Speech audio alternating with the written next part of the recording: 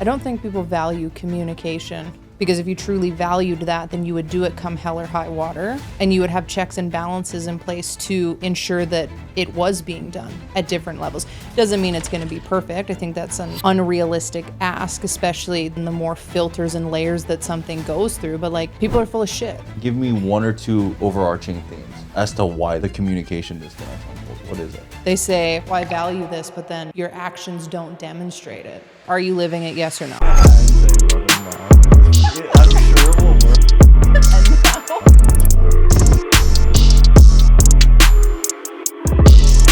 One-off comments, people not being transparent. Like, you can't even conceptualize what healthy communication looks like in a workplace.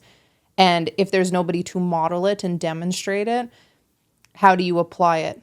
Or say, like, this is off. People have no reference point for it. Why do you think they don't have a reference point, though? That's what I find so curious, is these are some of the biggest companies with the longest legacies, with the... There's almost like that part of you that says you would think that.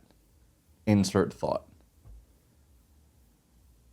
You would think a lot of things in life, though, that aren't necessarily true. If you were give me one or two overarching themes as to why the communication disconnects unfold, what is it? People don't value it. Like, I think if you strip away all the bullshit, it's like we show up for the things that matter.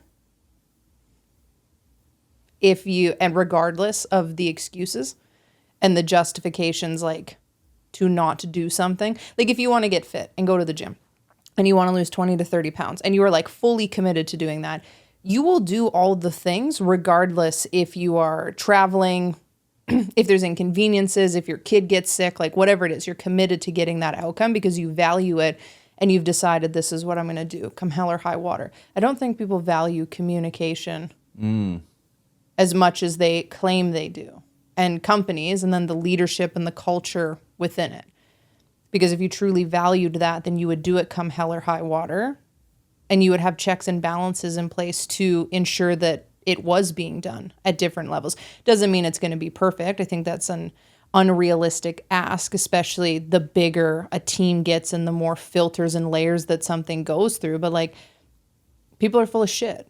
They say, well, I value this, but then your actions don't demonstrate it.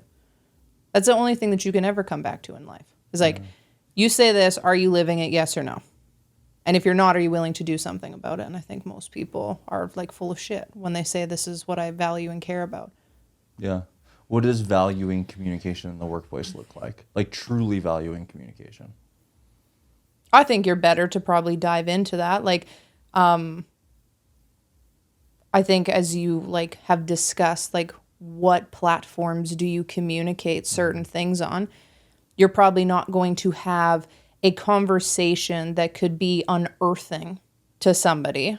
With a text. Yeah, like there's going to be a high degree of uncertainty having this conversation. Hey, we're changing this thing and people's roles are changing and the project that you were working on is no longer the focus and we're doing this. Like, that's probably not an email. It's probably, I think you make a point. I don't think it's just an email. It can be a follow-up with an email. It can't just be an email. It's like when people are like, yeah, we just told you over text. Yeah. Over Slack. My favorite is when people are like, we had this conversation over Slack. I'm like, what the fuck? What? This is mission critical information and you thought a Slack DM was going to support? I also think it comes down to like missing the human component of people. Okay, we're going to roll this thing out. To you, it's no big deal, but you have all the context for what you're doing. Like, I'll use a small team setting as a dynamic. You have a small team, you're changing projects, you're like doing this stuff.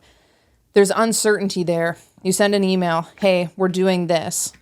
People on the team are going to question, like, do I have job security? What is going on? Am I doing a good job? Did this just like pivot and change because I'm not doing something to the degree that this person wants me to? And if there's no open discussion with, this is what we're doing, this is why we're doing it, it has nothing to do with like your department or this thing specifically, like this is the vision, and like give that reassurance to people. How can you expect a group of people to just feel safe in the ambiguity. In your head, you're like, well, all of you are good. This is just what we need to do. But you didn't communicate that outward. Yeah. And you assumed that everybody has the emotional capacity to just receive that with no clear direction of where anyone's going and like feel solid. Are you fucking insane? Like, it's true though. And I think that's like a huge part of what shows up. And then people get frustrated. Why was this an email? Somebody said this in passing. They changed this, pivoted this way. I don't know where I stand with this. And it creates so much uncertainty and discomfort. And then I don't think people will speak up about that either. But. So how do you discern the order in which you decide how something is communicated, right? So you were talking about it's a text versus it was an email versus it was never discussed. Like if I were asking you how you make the decision for you, what is going to be a text, what is an email, and then what is like a conversation that perhaps is followed with an email. I don't know how like your process is, but how would you break down the tiers in which you communicate with people on your team? I feel like my answer to this is going to be like so nuanced to me specifically. Sure. Like general principles. I've worked with you, so I understand that like my relationship with you breaks probably 98% of the yeah, but even the way I systems. interact with the team, like my filtering system for something, every decision I make probably goes through the lens of feeling, even at times if it's not logical. Sure. So I will look at the change of something, or like I put myself in the shoes of the person on the team, and I can anticipate what they are feeling, and based on that, we'll probably determine if I call them or if I send this in a text message. But I feel like I operate a lot of the time through this lens of, I think you would feel uncertain and you would have questions. And I also don't trust that you feel safe enough within yourself and have enough reps in the tank to communicate this to me directly, so I'm just going to call you. I'll give you a beautiful example. I was standing in the shower. A thought came into my head. We've been working on a lot of different projects, and there's somebody on our team who is split between two things. So they're working on projects over here, but they're also working on some projects over here for this new thing that is like, has so much like, it's so ambiguous to them. Cool. She's fucking awesome and is so well adored and respected and like is such a huge part of the team. She's split between two things. I'm standing in the shower and I'm like, and it just like clicked in my mind. I'm like, there is no way that she doesn't feel uncertain about her job right now, because she's doing projects on two sides and it's probably like, well, I don't know where this is going. So I sent a message and I was just like, hey, do you have time for an old friend? She's like, yeah, I would love to. By the way, it's not bad. I know people send breakup texts all the time and say, God, 5 minutes. And then it doesn't turn out well. This isn't that. She's like, oh, poof, thank you. Yeah. But again, that's like human behavior. If you are in a relationship and you say, hey, I need to talk to you about something, our like knee-jerk reaction is a bomb is about to go off. So I think you have a responsibility as a leader, or just in communication in general, to be like, hey, can I chat with you about something? It's nothing bad. Like, I don't want you to sit in that, in the anxiety and discomfort. So I send this message, we jump on the call, and I'm like, oh, like you've been doing awesome at all of this stuff. It's amazing. Also, I just want to throw this out there. Are you concerned about job security? Because I totally wouldn't blame you if you were. And she was like, yeah, actually. Just cracked it wide open. And I was like, let's do this and have this conversation. She's like, I've been thinking about it on and off for the last 2 weeks. Makes sense. But I like, so if I can anticipate what somebody could potentially be feeling, and it's like, oh, well, like I would feel this way also, I'm just going to call you. That to me isn't an email. That isn't a text conversation. So like my filter for stuff is, how will somebody feel? And if I can, I'll even have a group call with a bunch of people. I'll bring something up. And for me personally, maybe this is like a poor way for like a decision-making process, but I value honesty. Like if a tornado is about to tear my house down, like fucking tell me the tornado is coming. Like I can handle it. I want to know where I stand with you at all times. Give it to me. Don't bullshit me, and be like totally honest. And then I will make a decision with what I want to do with it from there. I also like to communicate with the team that way, where I'm like, here's all the truth about everything and like the risks associated. But here's also where we're going and what we're doing. So it's up to you to decide what you would like to do with that. And I think that those conversations, you're like tapped into like human emotion and like the psychology of people. And even if they don't always like it or it's uncomfortable, they respect it because they know where they stand with you. So my decision-making process is like everything is feelings, and then I'll figure out the logic after that. So I think you make a good point, which is everything is feelings, and I agree with that. How do you discern that it doesn't, so what doesn't need a conversation is then just a text or an email? Because I don't think everything for you is a conversation via phone. So what is the nuance of text and perhaps just an email? For me, it's probably really simple requests. Okay. So like project based, like you already have this skill or you've been working on it or we've already communicated like, hey, you got to learn this platform or like insert doing this thing. So it's probably like very task oriented. Mm-hmm. Okay, can you give me an update on this? Can you look at this? And that's a text or that's a Slack or is that's that like an email. Okay. Email or a text message like, hey, cool. Just like quick back and forth feedback on something. Okay. Nothing that maybe seems out of the ordinary to me. Okay. I think if something is like out of pattern, and that's also how I operate, the moment that something like the pattern doesn't make sense to what I anticipate it to be, I'm like, what the fuck is going on? So like if something stays within the pattern of how somebody operates, like give me an update on this. What are your thoughts? Hey, can you check in on this thing? Like I would send that in a text. Or like, hey, we're going to make an adjustment to this thing.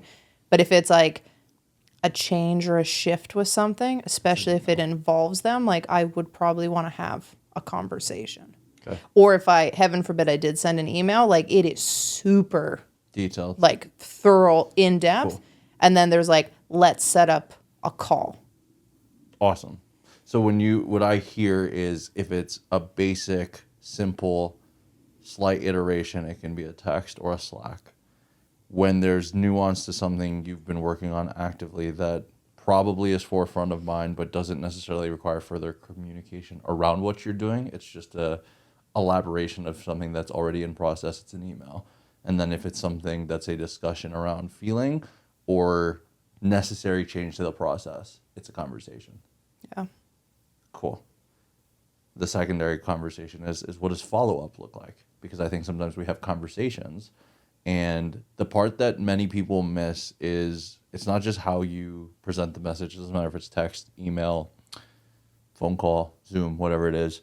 There's often not a feedback system. So what does the feedback system look like to you when you've decided, hey, this is a conversation. Okay, hey, this was an email. Hey, this was just a quick Slack. What does that feedback process look like? Because that's the part people miss. Yeah. They don't have a system to create feedback. It's like what we do internally. It's like sending it in an email with like a deadline. Got it. Or like, let's touch base on this thing with a deadline. I'm not great at it. I'm like a tornado. Like I'm the leader at times that I talk about on social media. It's not intended to be chaotic, but I am like so creative and just like whirling at times that I will forget to put the follow-up in place. However, I think I have an internal like check and balance system where it's like this one's real important and this absolutely needs an email after the conversation and I will make sure I send it. Okay. But I'm curious from your point of view, how do you mark your decision making of like what is a phone call, what is an email, what is a text? For everybody minus you, everything is a call to an email. And I'll explain to you why. I just go under the assumption that nobody is thinking or seeing the things that I do. And nobody is expected to understand that. And even if you don't understand it, I think there's a sufficient amount of context in our relationship and how we work together that I'm not just saying something that's ambiguous. I just might not elaborate on the full text per se. I, in no world, can send that to like the training department and think anything is getting done with it. Like if I send one line, I did it one time just to, sometimes my toxic trait. I send one-liners via like message, like text or Slack or Google, and I just see what the reaction is.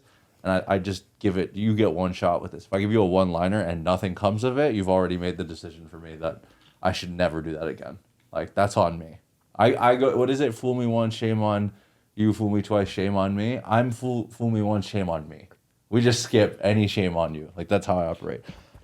Everything for me with team is conversation followed up by an email. And then it becomes an ongoing email discussion until it's inherently necessary to have a conversation. So I'll give you an example. We're working on a recruiting project right now. I don't necessarily need to have a conversation with you every week when we've already mapped out, these are your key 3 to 5 tasks. These are the things we want updates on. This is the order we want to go in. There's obviously open room for you to call and set up meetings, and I'm here to support you. And like, I don't think I need to have a fucking call check-in with you every Friday for an hour to find out what the fuck you did or if you did your job. If you have questions, full open door. Yet when we have those a big thing for me with conversation is don't just have the conversation, map out what the key milestones and direction we're going so that people have that. Everything after that can become an ongoing email as necessary. And then when there's a completion to the project, you have a conversation, close the loop, move on to whatever is next. Text is give me an update on a task or something came up and it's quick. That doesn't require too much nuance. I think what happens for a lot of people is they will send a Slack or send a text and there's so much nuance that is not asked about that if I give you an answer, understanding that you didn't consider the nuance, there's 100% chance you bomb the next steps in the project. And then I have to go clean something up and we have to go clean something up that only got created because we had a text exchange.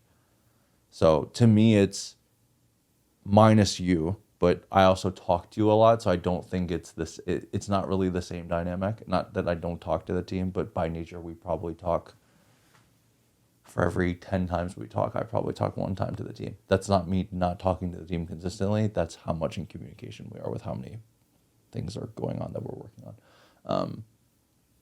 It's more of I don't expect the people who I don't spend the most physical in-person time with to be able to just pick up on like, this is how I work, this is how I operate. I'm constantly like quick execution, thought process, like that's not what they're going to get day to day. I think I see you 2-3 times a week. I think I've seen the team 2-3 times in 3 years. Like it's just, it's being honest. I cannot assume in any way that they're going to pick up on the way I operate or the way I think. So it's interesting. I can think of a small handful of people on our team currently that very much pick up on the way that I think. Yes, 100%.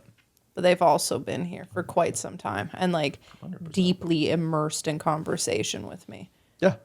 Like the same lady I was talking about that was like, I think she's uncertain and made a phone call. She could see something that comes up and be like, oh, like this is a no. We shouldn't do this because of X. And here's the exact reasons why this is a no. Yeah. So it's funny how you 100% develop that understanding of somebody after 100%. Years of working with them. I notice with our team, I have a conversation, and I don't think it's that they understand how I think. I think I've seen it happen with Gus and obviously a couple other people. They then go down their own iteration of how to think, and then it turns into this like, I don't want to call it dream, but like a fairyland they end up in where they can now like see and they can't unsee everything they just saw about what they're working on that I didn't even say. I just like give them my framework for how I think about stuff.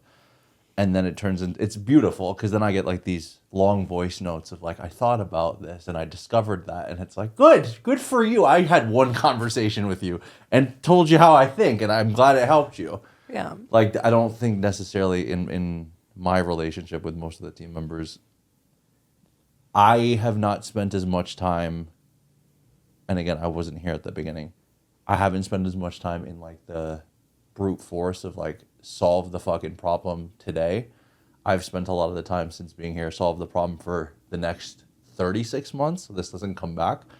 So I think sometimes it's probably refreshing, but it's also at times confusing for them because they're like, I do think even interacting with some people on the team, they were like, you're not like pushing as fast. I'm like, I'd like you to just think higher quality. I'm all for the outcome. I would like to wake up in 36 months and not look back and think, God, there's a bomb that I planted that I didn't know I planted. So I think that's where our probably it's different, and I don't think it's inherently one's better than the other. It's just they definitely know how you think. I can tell you. I've talked to people on the team to this day. It's always the same thing. There's a couple people on the team like, so I was just wondering if I could have this. And yeah, you can have whatever the fuck you want. Why are you scared? You didn't send it, so I didn't know. Just ask. They're not I'm scared. They're just clear. I don't know. It gets presented. I had let me see. Let me see if I can find it. This would be good. It's so interesting. We can go into how does somebody take this and apply it with their own team. I also think too, it's like the relationship that you develop with people over time, because as much as that is true and they know certain things about me and have like pattern recognition for different things that are like a yes and a no, there's also, I feel like the heartbeat where, Very much so. A 10-minute phone call just to shoot the shit and have a laugh and crack a joke about insert whatever it is we're working on has way more power to it than like anything else. Like setting up that call, cracking a joke and being like, so are you scared of job security? I was just like, yes. Are you afraid you're going to not be here in a week? Yeah. Yeah. But I also, like, for me personally and what I value, like, I value being able to play with people. Yeah. I like lightheartedness and humor. I would die in corporate. Like, don't fit in the box remotely close to, like, professionalism in terms of, like, fit in there. It's like, I like storytelling and metaphors and analogies and cracking jokes and getting somebody to laugh and, like, saying the quiet thing out loud. And I love those interactions with people on the team. Yeah. My favorite, so I'll give you, this happened 2 weeks ago now. There was a message from one of our team members where she's like, although if I'm not mistaken, you didn't send the report last week. I didn't send my report. So should I just wait until next week? Or can I send you what I have so far? And I was like, if I didn't send it to you, you can just ask. Just bump it. Like, it's okay. But I've had that happen like 2 or 3 times where I may not send something and it doesn't get bumped. And then they're like, oh, I didn't know if you were busy or something's wrong. I'm like, it's okay. You can just ask. You know what's so funny, though? With me, when I think of, like, how the team interacts with me, they might not follow up with certain things, but you better believe if they have feelings, they're like, can I talk to you? Do you have time to talk to me today? And then as soon as I say yes, it'll be like, boom, FaceTime. And they're right there to have a 100%. Conversation. I need to talk to you about this. Yeah. Oh. Yeah. Oh, amazing. Step into my office. Take a seat. Tell me more. Yeah. And then at the end, I'm like, do you feel better? They're like, oh, I feel like 1,000,000 pounds just lifted off me. Yeah. Good stuff. I'm the one that gets the phone call when there's feelings. 100%. I need to talk. Yeah.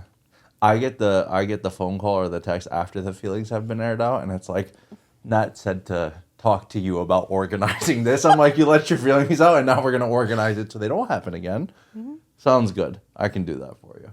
I love it. Like, I love those phone calls, though. They're so human. Yeah. And I just appreciate it so much. I'm like, feels. I've experienced very much so all of that in my own iteration. So, like, come as you are. This is like, I really try to, like, hold it in those moments, because it's like, be present. And I am present, but, like, sometimes when people are, like, sharing things that they're very distraught about, or it feels like maybe I don't want you to misunderstand me and how I'm presenting this information, and I can tell that they're just, like, so heightened and not okay with something. I just want to, like, I try not to smile because they're in the moment of expressing, but, like, the smile is just like, this is so not that deep.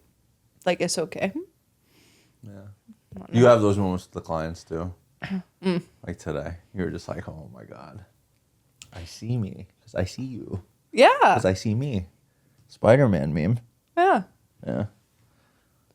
I think people crave that in all relationships, but even more so in the workplace. Like, I think part of our frustration around communication, it's like, did you not consider me? Did you not think that this was important? Like, why didn't you call me about this? Holy fuck. Like, where do I stand with this? And then the frustration is there because they feel overlooked. Yeah. And they feel like, yeah, do you not care?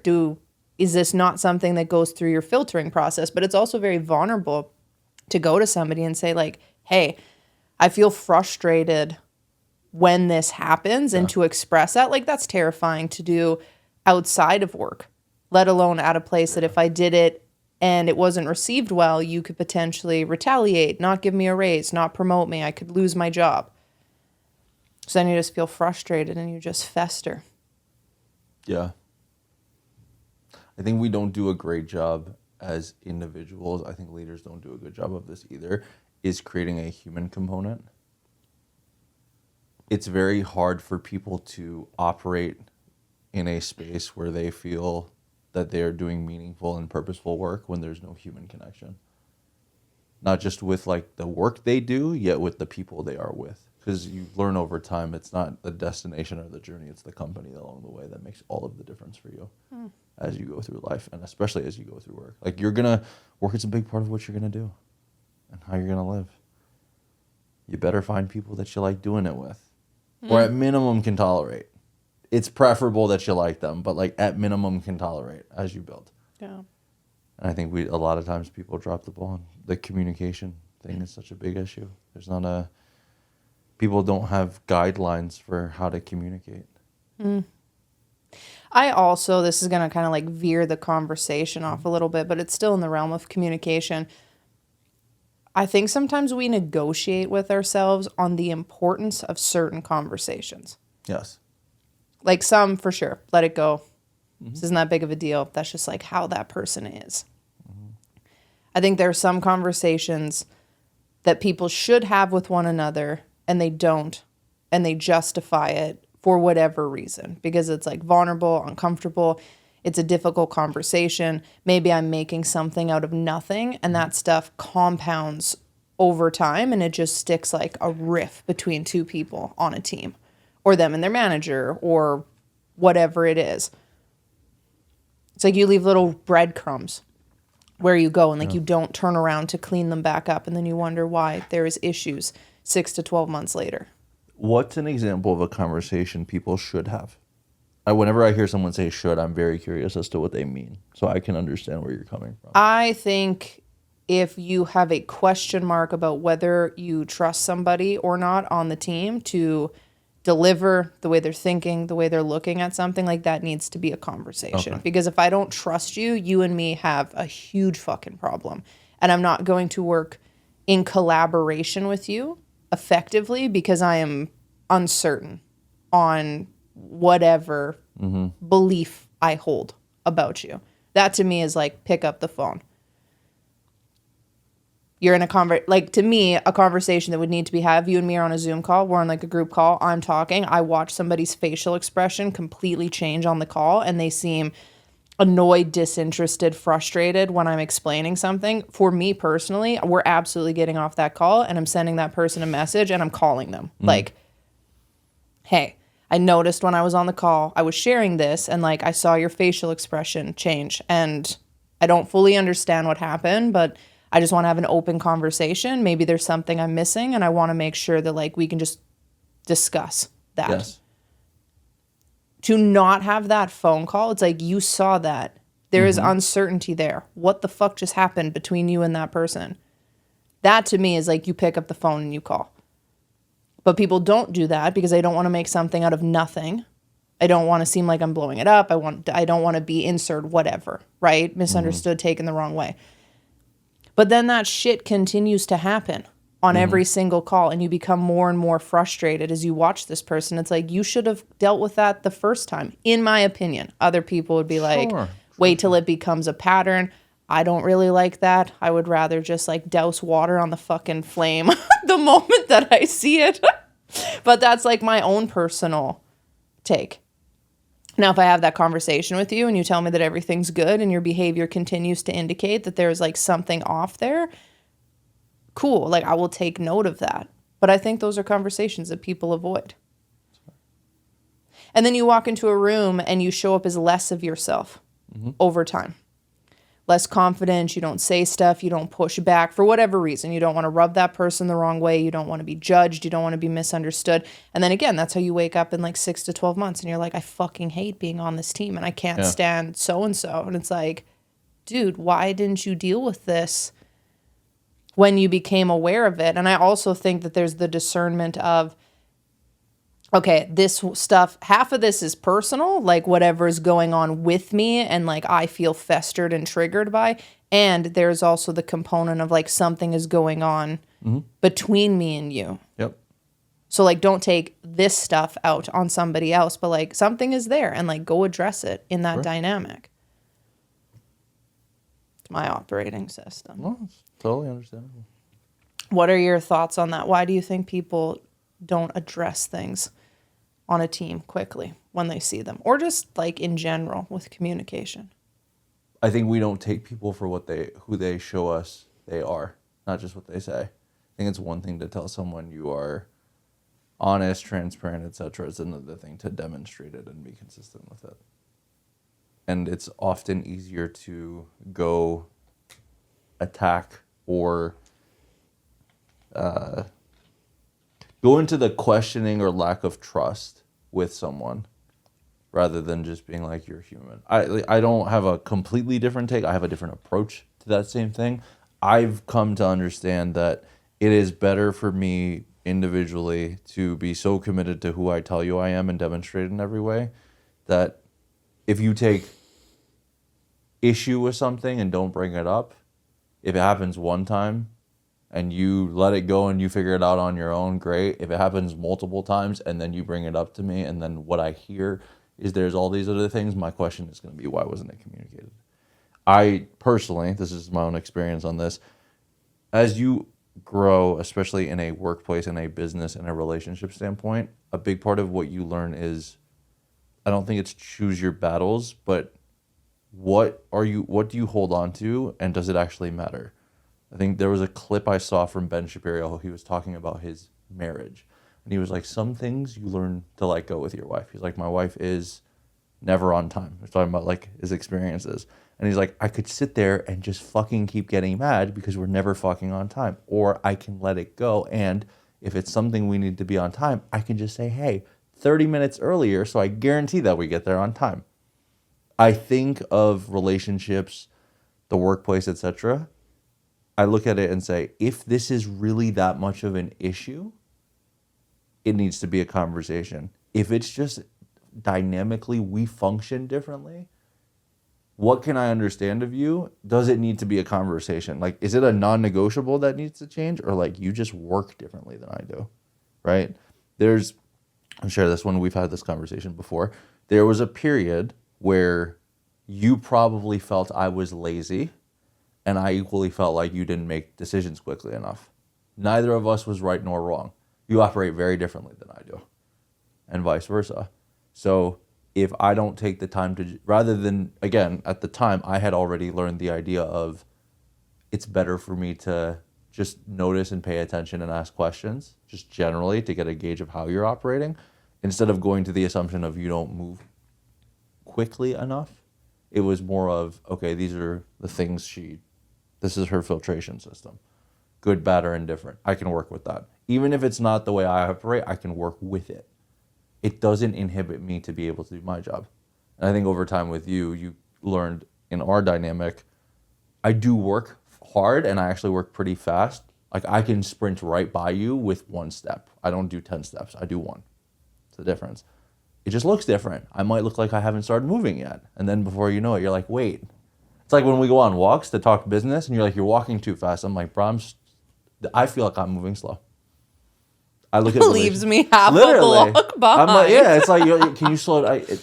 To everybody, my wife, Maddie, friends of ours, it's like, bro, can you slow? I'm like, bro, I am literally striding and feel like I'm moving slow. I use that analogy because we all operate differently. So to me, is it actually a real issue, or is it we are just functionally different? And then is there an opportunity to appreciate the difference? If I move like you, I would die. If you move like me, you'd be in the fucking bathroom throwing up. Awesome. We do different things and operate differently, and it's what makes it work. So I think part of it is be consistent with who you are. The things that need to be discussed, or when there is not a good understanding of why things are happening how they are, and there's like a stark difference between what we say we value and how the actions are showing up. I personally would not do, if I see someone a certain way, I will let them be. It is not because I think anything less of it. I make it apparent right off the rip. I'm here for you. I support you. The door is open. The invitation was made. If you choose not to, and my question to you when it comes up later is, this was offered to you and then you decided not to follow through. Why? I find it much easier and considerably less stressful when you make it so clear and then you just start practicing what you just said at the beginning, rather than sharing and then trying to like pull people and get to people. That's just my own perspective on it. Yeah. Not that what I think you're doing is like trying to pull at people. I will just let people come to their own openness or opportunity to share, because I also believe in giving people their agency. And I find it's better to ask and get curious, and then, hey, you good? Just wanted to check in. Awesome, cool. Yeah, I don't disagree with any of that. I think it's just like different operating systems and how people approach stuff. I also think there's an element in team dynamics where this might be a little bit savage. And I guess it depends on like the role you're in and how you choose to show up in the world.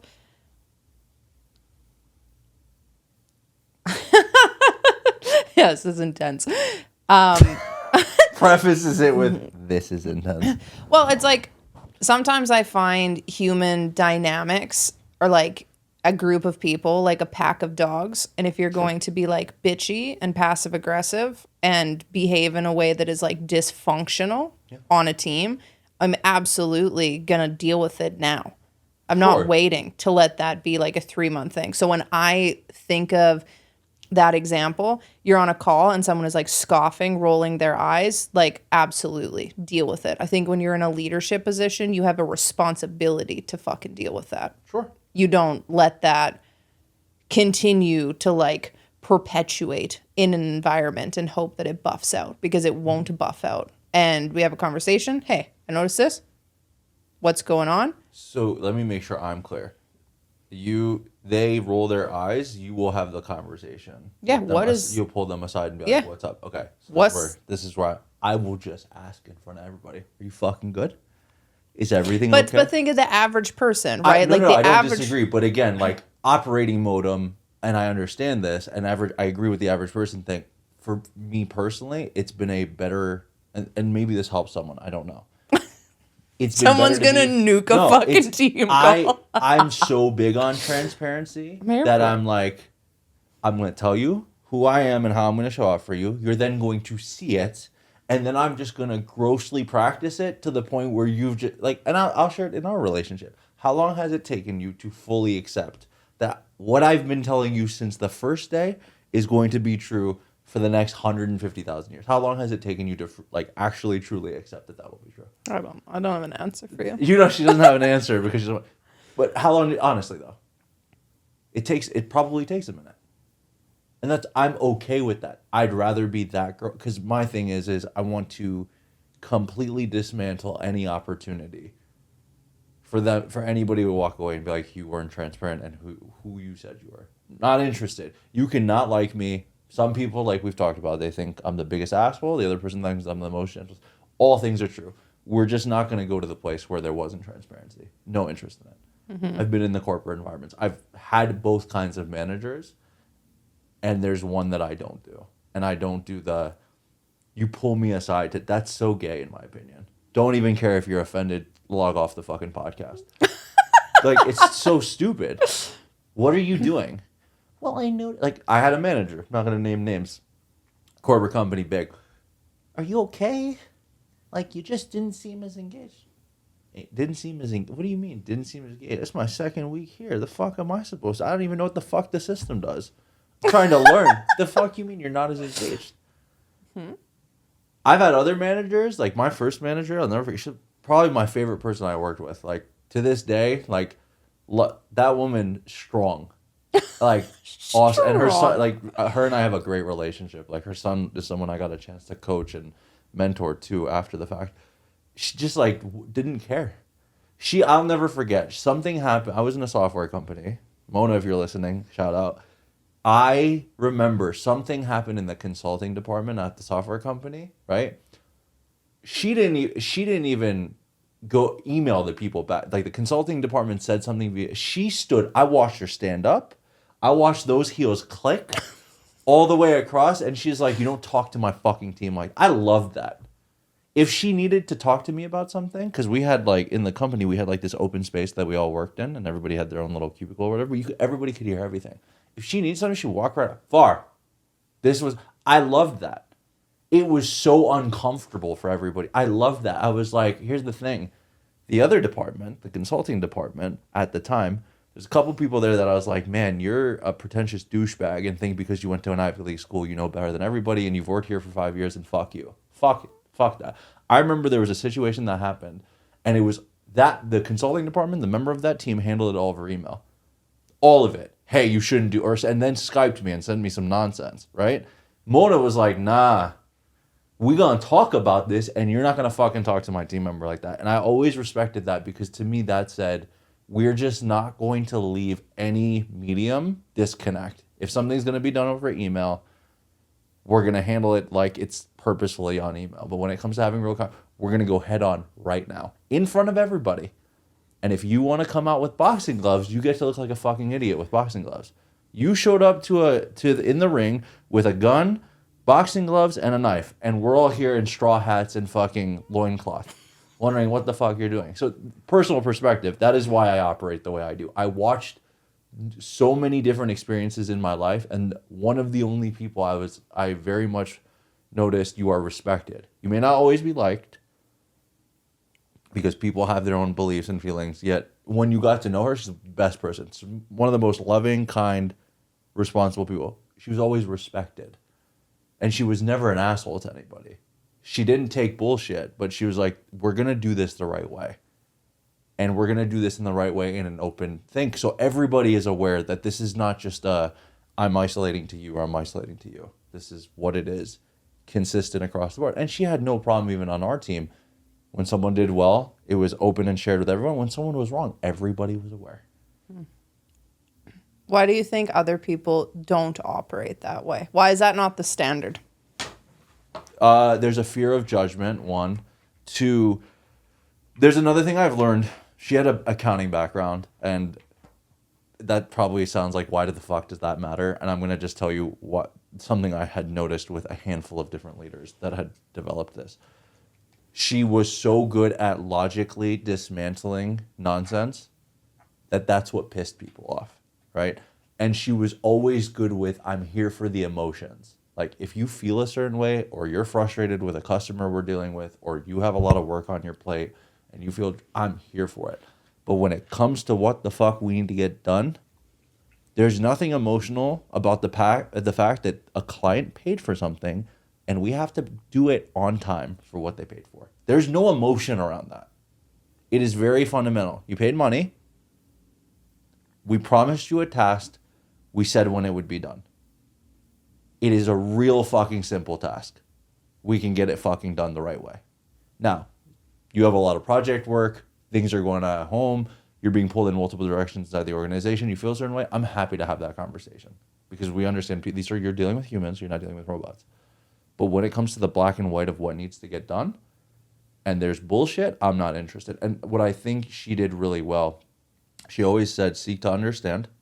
So she was good with the feelings. And she always came back to, this still needs to get done. I'm good with what you feel. We still need to get this done. And a lot of people I've learned over the years are incapable and do not want, and not even incapable, they do not want to look at, this is reality. You're in business, and this is true in relationships. There are needs in relationships. These things need to happen. And I'm here for the emotional conversations. I'm here to say, how do I facilitate the human part to get the logical, tangible piece done?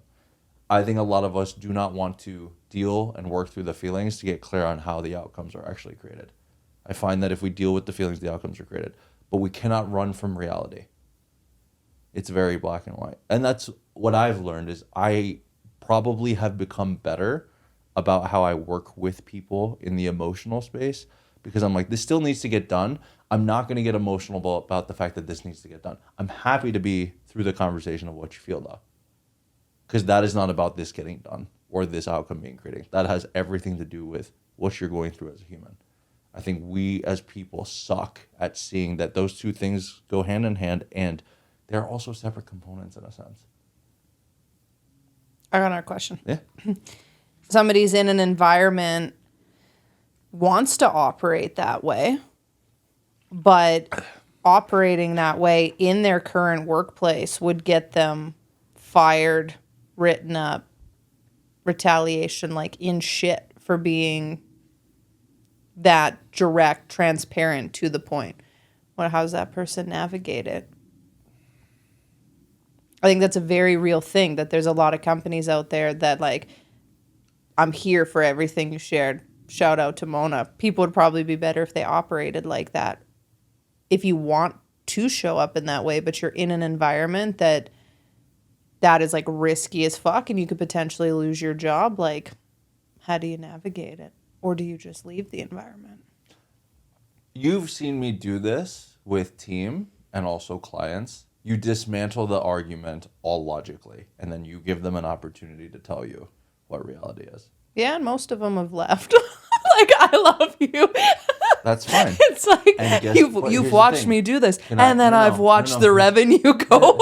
But you also then see it go up. Okay.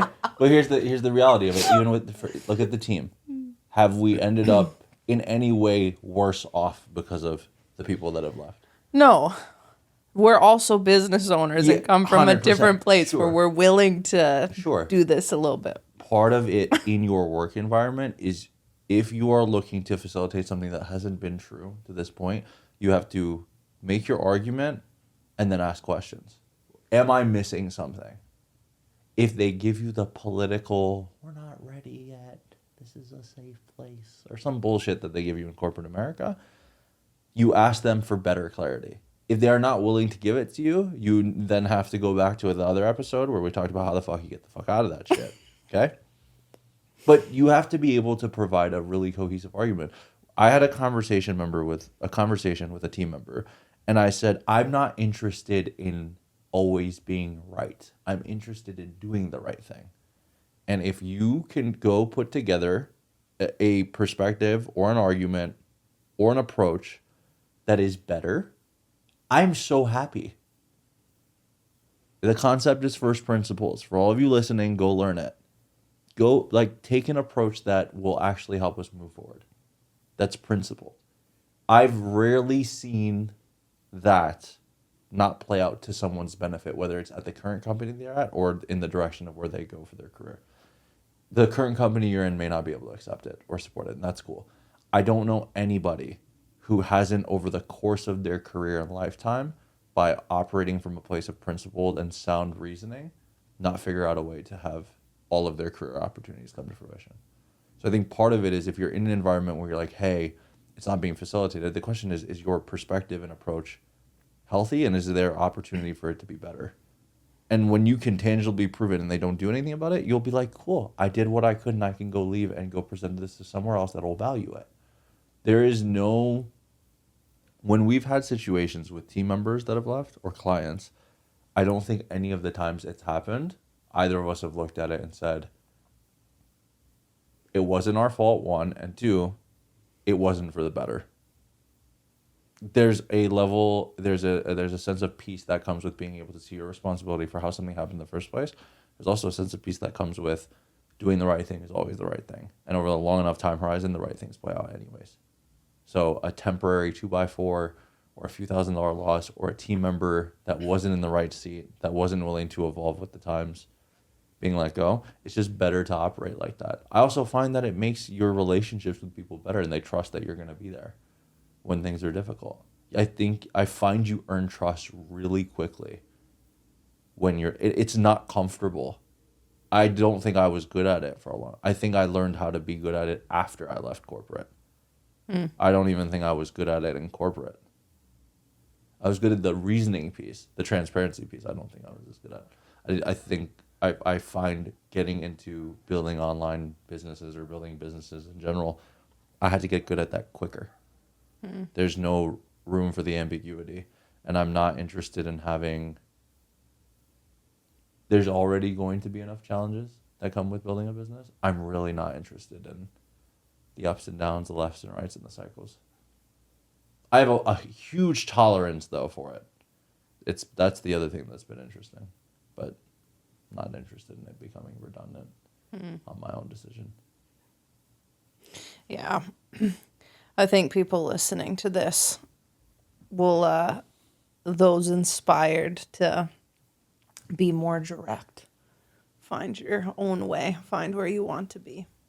Yes. In your path. It's like settling in a relationship that you don't actually want to be in when you have to be less of yourself in order to stay in that environment. Because I do think there's people out there that can approach it through that lens healthily, but they don't because it's like fear of retaliation or whatever is going to come up. Yeah. And there's a very thin line between I'm being true to my values and principles and I'm just being a petulant, narcissistic asshole, etc. Very few people see the line. Very few people see the line. That's the other thing I've learned. They are very, and it's funny, the people who are the loudest about it are often the ones who are least being what they tell you they are. That's true with everything. Mm-hmm. Like, I'm sharing this on a podcast. I don't talk about any of this. I don't even care to. And I don't even care if you agree. So if you're listening, I may be wrong, but I doubt it. And just be consistent. You also have to have people who check you. Mm-hmm. I always have an auditing process, and when I'm wrong, I'm totally good with the fact that I'm wrong. And I'm totally fine with the fact that I might miss nuance, and that's also okay. That's how you learn. You can tell me, I think more times than not, I own things even if it wasn't predominantly caused by me. Yeah. There's a reason for that. I'd rather just go get ahead of anything anyone wants to say I messed up on and be like, this is where I am, and I will change it, and it will not happen again. Even the slightest thing. Which is why it's probably few and far between nowadays. Still make mistakes. But. Yeah, I agree. So have phone calls instead of sending text messages. That's the moral of the story today. And follow up. I think following up is also a good thing. I don't think just leaving things open to interpretation is a good idea. I agree. Have a system. If you're going to have a conversation, follow it up with an email. If you're going to have an email chain, make sure you close the loop and make sure there's always an open discourse. You will find with communication, less interpretation will be made from a one-off text or a one-off email when there's open, transparent conversation all of the time. It doesn't mean you need to talk 24/7 and have meetings 24/7. People just need to see repetitive evidence that it is as transparent, as open as a culture as you want it to be. So, if you are tuning in, subscribe to the Huddle. Come join us in our written endeavors. Written endeavors. Yeah, we're on a mission to turn out of office and the Huddle into the town hall for workplace culture, modern day workplace culture and leadership. So. And how you grow as an individual. So if you like it, subscribe. It's paying my bills. You're so full of shit at the end of every episode. You're like, until next time.